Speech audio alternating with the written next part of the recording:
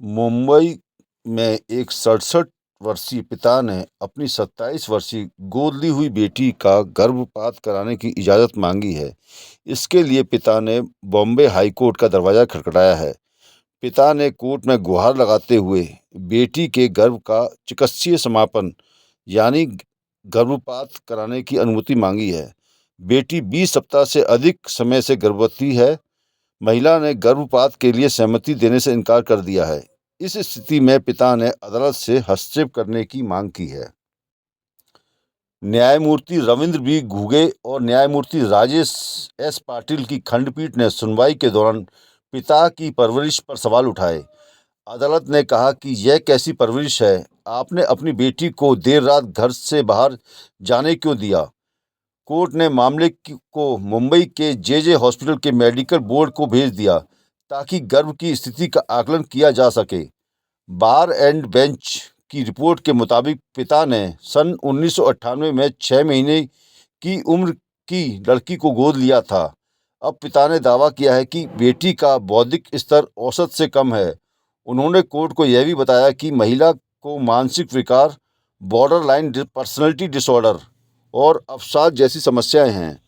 उन्होंने यह भी दावा किया कि महिला बचपन से ही हिंसक रही है और वे नियमित दवाइयां लेती रही है।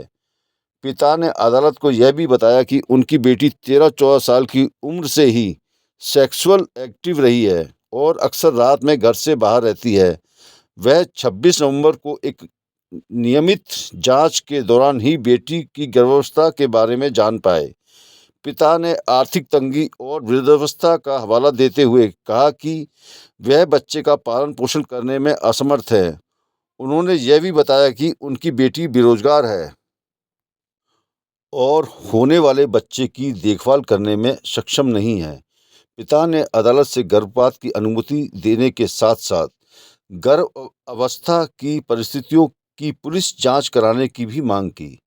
पिता ने अदालत ने पिता को फटकार लगाते हुए कहा, आपने इस महिला को गोद लिया, इसलिए आप जिम्मेदारियों से पीछे नहीं हट सकते।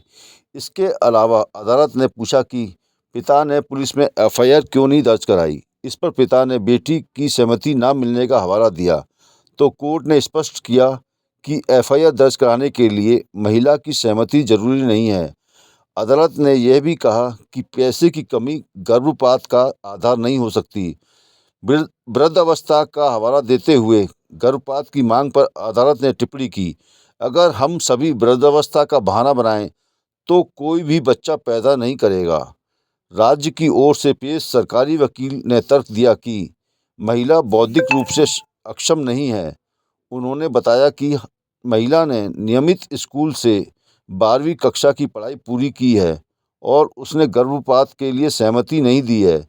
सरकारी वकील ने पूर्व मेडिकल रिपोर्टों का हवाला देते हुए कहा कि महिला की मानसिक स्थिति गोद लिए जाने के बाद घर में प्रेम और देखभाल की कमी के कारण बिगड़ी है।